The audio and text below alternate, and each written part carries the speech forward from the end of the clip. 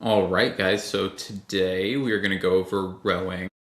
For me, rowing is kind of my bread and butter. It's what I did when I was in high school. So that was my sport of choice. I did it a little bit in college. I kind of tried to make the national team at kind of early on in my college career. It wasn't really looking like it was going to pan out for me. And so that's when I found CrossFit. But I do have a lot of experience with the sport, and it's something that I've wanted to talk about on the podcast, and decided to go this direction with the episode today. So when we're looking at rowing, the first thing that we want to make sure that we're doing is setting the machine up correctly. The thing that I typically see is people like to throw the fan all the way up to 10, or they just don't know where the fan should be. When we are setting the rowing machine up, you want to use drag factor to make sure that it's consistent across the different machines that you use. So all the different machines in your gym, for the most part, or for most people at least, will be different ages. They're going to have different amounts of like wear and tear on them, and that'll affect how the machine reads, how much power you're putting into the machine. And so by using drag factor, you can keep that consistent. I'm not going to go over how to do it, but it's very simple. It's in the menus. And you can display the drag factor and row at a drag factor that is consistent across all of the machines, but might be a different fan setting on all the machines. So usually this is going to be as a 3 or a 5 on the fan setting. For CrossFitters, I would say between 110 and 140 is about where you want to be. The final thing is we want to make sure that when we're setting our feet up, for most people, having the strap right over the pinky toe is probably the best kind of starting point. You might find that due to ankle mobility or hamstring mobility, you want to move the foot strap down or even up slightly. It's a little bit of personal preference, but for the most part, we'll start with the strap over the pinky. So one of the main things I want to go over with this episode is that we can use a lot of math and physics and reasoning to determine like what is appropriate for the rowing machine. Stroke distance times stroke speed is going to kind of be your hallmark equation for using the rowing machine. The stroke distance is obviously how far the chain moves, and the stroke speed is like your effort going into the machine. It's the amount of power that you're putting in. It's just like how long the drive phase lasts. And usually if you're trying harder, that drive phase, you push harder, it doesn't take quite as much time. So the faster you can take the stroke, the more power you're putting into the machine, the longer that stroke is, the more it's going to read like as distance that you've traveled, right? One of the main things that I see that people can pick up on for like free speed basically is increasing their stroke length. And this is one of my athletes here on the left. You can see at the front end of her stroke, it's hard to see because I drew this orange little bit in here, but she's pretty much straight up and down. She might have a slight forward lean here, but there's missing distance here. You can visibly see the chain, and her hands are like maybe over part way through this kind of part of the rowing machine here. So there's a little bit of space here where she could, if she wanted to, reach a little bit further forward and get her hands all the way up into the front of the rowing machine. This is a good side profile picture I got at a training camp of myself, but you can see here the shoulders are very clearly in front of the hips here, so I've leaned forward a little bit more. And I know personally, I'm obviously a little bit taller, but I know personally, like my hands will touch the front of the rowing machine each time. Now I'm not like jamming them in there and hanging out there for a long period of time, but there is like a light tap at the front where the handle goes all the way to the front. And that ensures that I'm getting enough time in a nice long stroke that gives me enough time to apply power into the machine.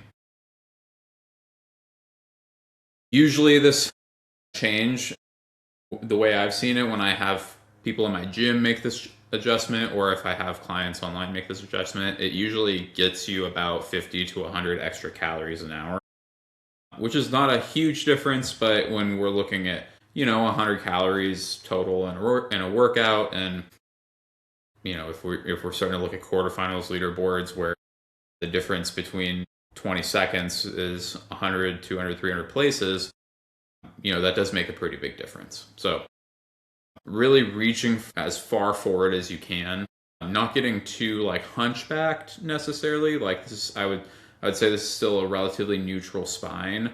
There's still a good amount of connection through the lat here, but we want to make sure that we're capitalizing on the fact that reaching gives us more stroke distance, which therefore gives us more like speed that is read on the machine.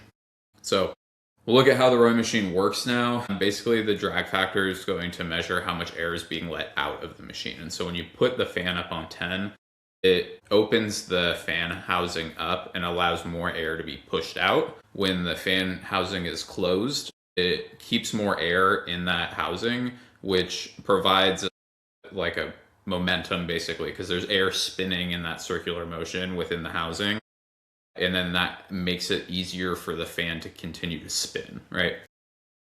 Here, again, to reiterate, we have stroke distance times stroke speed. So the pressure that you can apply to through your feet and through the handle to move the handle as fast as possible. And then a big thing that I want to go over here is that when we're looking at distance versus calories, some people I've heard say like you want to row differently. I would argue that you do not want to row differently. You still want to row as efficiently as possible, because if we're rowing with the most amount of efficiency that we can kind of get out of ourselves, then we're spending the least amount of energy to apply power into the machine, right?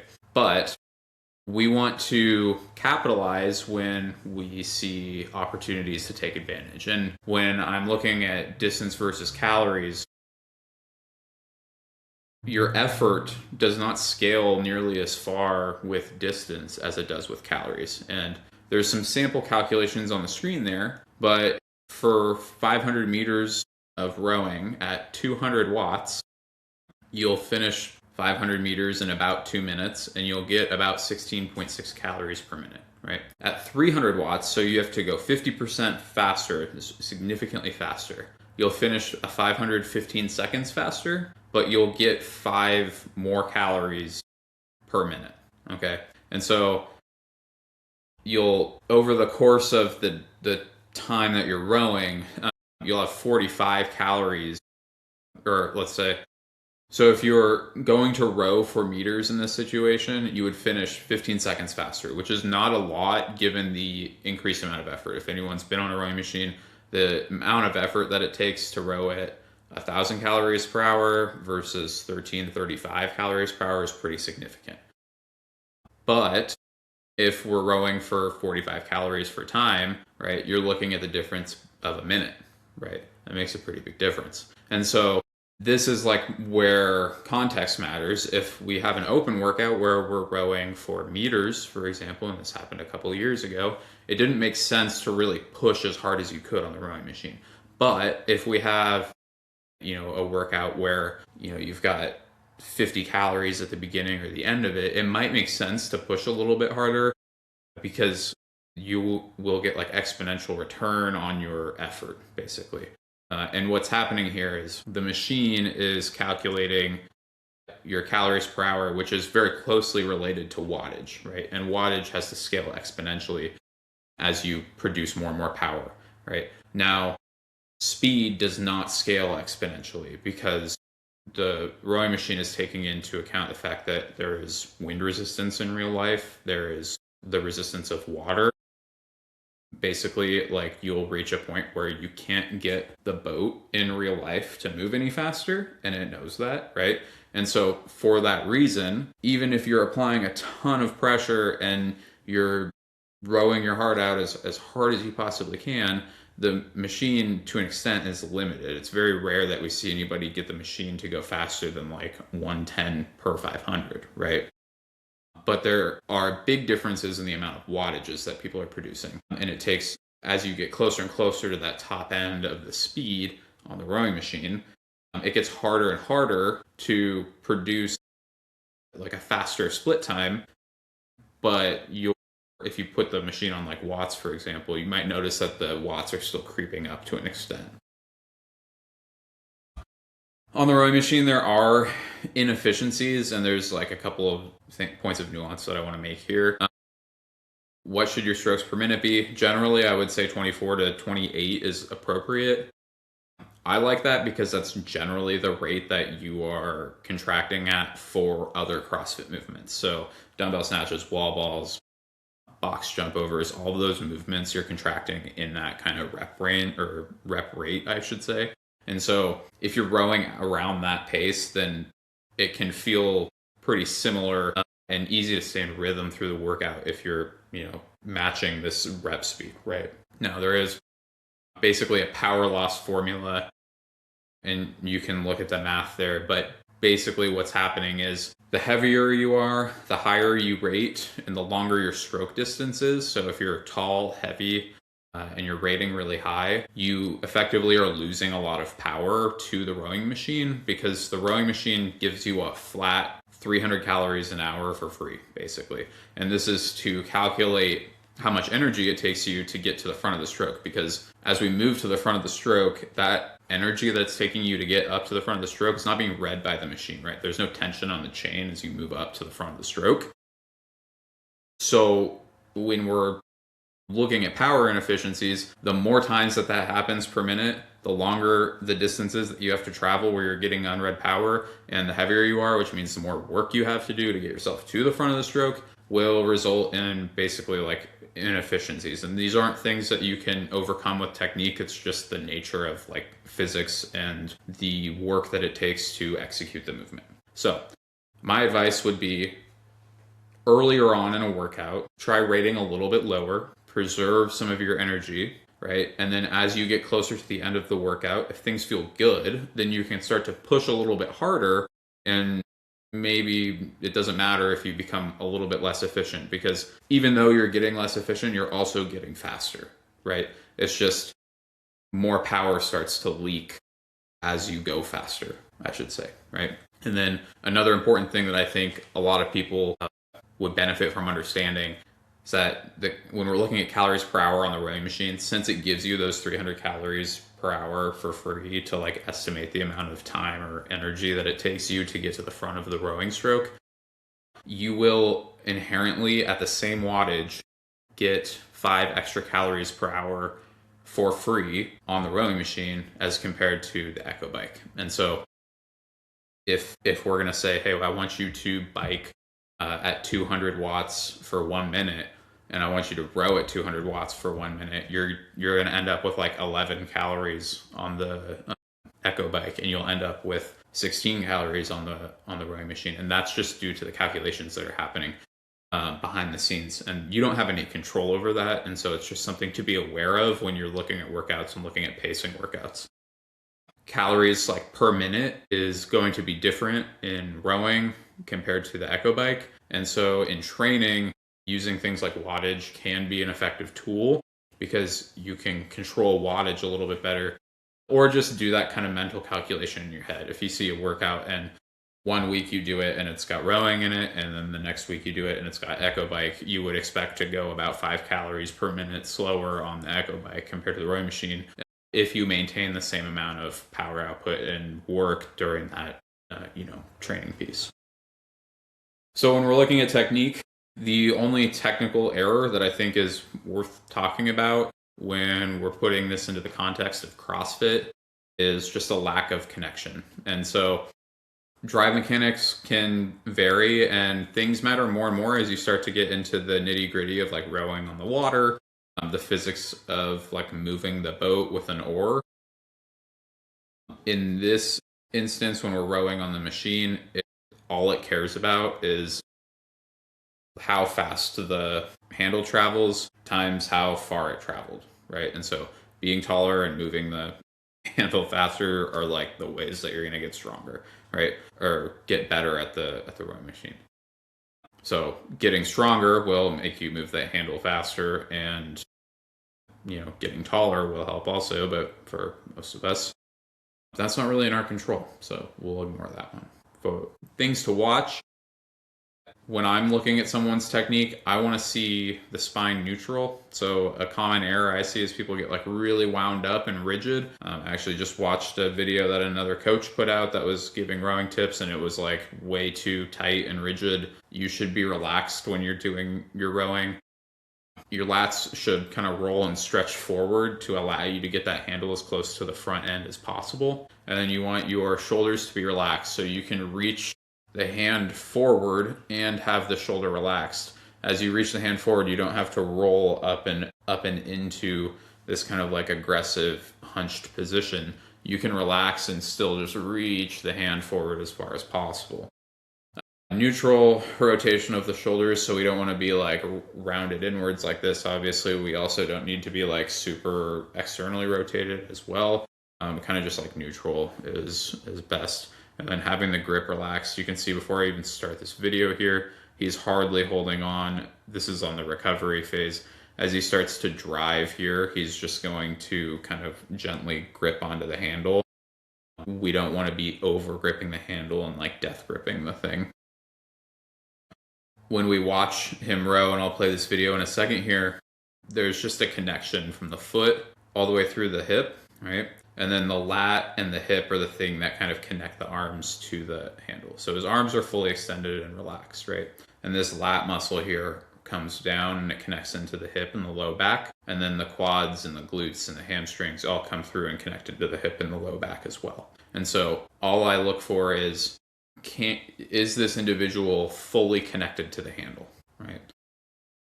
Ways that you can tell someone's not connected to the handle is when they go to take their stroke, their butt slips out from under them and they'll shoot their feet down really hard. Their legs will extend really hard. Their legs will move really fast, but their butt will move before the handle moves, right? And this is like doing the stripper deadlift or stripper clean, which I'm sure you've all seen or heard described before, right? The other side of that doesn't actually matter. So I used to think that it mattered. It doesn't matter, right? If you open your back up too early to get tension on that handle, it's not a huge inefficiency. It matters in rowing. It matters in the sport of rowing because what happens when you do that is you end up driving the blade super far into the water. It creates a ton of unnecessary drag. It takes more energy to get the oar out of the water when you're rowing. But you don't have that problem. You're a CrossFitter, right? Like this doesn't matter for you. And so if you open the hips up or kind of engage with the back a little bit, might be a little bit risky for injury prevention, but in terms of like power application, it does get you connected to the handle. And so I actually don't think there's a huge issue with that if you are connected through the hip to the handle, okay? Ways to make sure that you're connected are rowing hard at low rates. It's really hard to row fast and with competitive speed at low rates if you have poor connection. So that will effectively force you to connect yourself to the handle so that you can latch on and apply a ton of pressure through the feet and the handle. The anatomy here, I just think this is interesting, and it's a bummer that my other picture doesn't come through here. But here we're looking at the lat kind of coming through, and it attaches, you can see, all the way down through the spine, right? And so this is our money maker here for connecting us to the oar handle, because your arms, your biceps aren't going to do a lot of that work for you. They're just long and extended. They're relaxed and holding on to the handle for you. This guy right here, this is where all the force comes through. It comes through the lat and connects into the hip. And the legs are the thing that drive. Those are the legs are the things that are pushing the handle and applying the pressure into the machine. This is like our big piece of support here that connects us to the handle, right? And so I'm not using my lats to like get this crazy contraction. You can row at like 85 to 90% of your max speed with just your legs. But you need to, you do rely on this to connect the upper body to the lower body. And it is an enormous muscle in the upper body. And it does a really nice job of connecting. And when you look at it anatomically, it should make sense why this kind of connection matters. This is a question I get a lot. Should my rowing technique change based on the workout and other movements? No, not necessarily. Really, what I like to see is athletes manipulating their effort and the pace that they're rowing at instead. And so instead of like saying, I'm going to row like half slide or I'm going to bias my quads more, let's just row efficiently, because we know that there is a good, efficient technique that already exists for this movement. And if things are feeling really heavy, maybe we rate higher so that the fan spins a little bit faster. There's less time for the fan to slow down between strokes, therefore making each stroke feel a little bit lighter, right? Short strokes are less efficient, but so that's a consideration that you're going to have to make, right? This is another important point that I made during a seminar that I gave on rowing when this question was asked. But instead of changing the technique and still trying really hard, if you're like super gassed, let's say you just did 100 wall balls and now you got to row a bunch, you can just row efficiently at a slower speed. And chances are that by doing that, you will either be able to recover enough to go and like push in the second half of that, chunk of rowing, or it won't burn you out even further, right? Like if I get on the rowing machine and I row efficiently, slightly slower, it may allow me to kind of replenish myself, recover, and push, as opposed to I get on the rowing machine, I'm like, my quads are kind of tired, so now I'm going to row at quarter slide with like a ton of back and arms, right? Like how long is that sustainable for this duration of rowing that I'm about to go and try and accomplish, right? So those are questions that you'll have to ask yourself. I'm a big fan of just sticking with the technique that I know is good and efficient, and just manipulating how hard I try effectively and what the rate feels like to like maximize my performance in real time. So the other thing that is important to know about rowing as it relates to CrossFit is that rowing is like 90% of the time going to just be your rest, right? When we're looking at machine work, it is oftentimes the place where it is most easy to manage your effort, right? Even if you're going very slow on a machine, whether it's the rowing machine, the bike, the ski, you're still accomplishing work. When you compare that to doing something like a legless rope climb, a heavy squat clean, heavy snatches, strict handstand push-ups, all those things have like a minimum amount of force production that is required to execute the movement. And so everybody will reach a point where they can't do another rep. Nobody will reach a point where they can't take another rowing stroke, where they can't take another pedal stroke on the bike. I mean, maybe, but then you're probably like dead at that point. And so you have other problems when we reach that point of fatigue. So in this context, like rowing is more or less going to be the place where you're trying to recover. And so there's just another reason why it would make sense to row as efficiently as possible. Because if we can spend as little energy as possible rowing, then theoretically we're more prepared for the thing that we're going to go on and do after, right? Open workout with all of the rowing and the wall walks and everything, like that first 50 calories, like we're rowing as efficiently as possible so that when we're done on the rowing machine, we can go and like push hard on the stuff that is like the real separator in that workout, right? Same thing with like the quarterfinals workout that just happened with the clean and jerks and the strict handstand push-ups and the rowing. It's like we just want to row at a pace that is, comfortable, right? No one was going to win that workout by rowing super fast. I would say that your key takeaways for this are going to be row with excellent technique, be as relaxed as possible, maximize your stroke distance the best that you can. Rowing is oftentimes going to be the rest or the place where you can kind of replenish energy during a workout. And so it will make sense for you to row as efficiently as possible so that that rest is even more restful, right? And then having consistent machine setup is something that you will want to make sure that you're taking advantage of. So whether it's the oldest rowing machine or the newest rowing machine that your gym owns. If you're at a competition, if you're at a different gym doing a training camp or online qualifiers or something, knowing that like my feet straps are always at this place, knowing, my drag factor, I love to have it 120. I know what stroke rate I like to row at. Like those are all things that a high level competitor should know. And that's kind of related to CrossFit rowing. Those are probably the main takeaways that I would really make sure that you're, paying attention to. So, okay. Hopefully that was helpful. Like, comment, subscribe. Follow me on Instagram. There's a lot of good content that I put out there on Instagram. You can shoot me an email if you've got questions about any of this content, or drop a comment down below.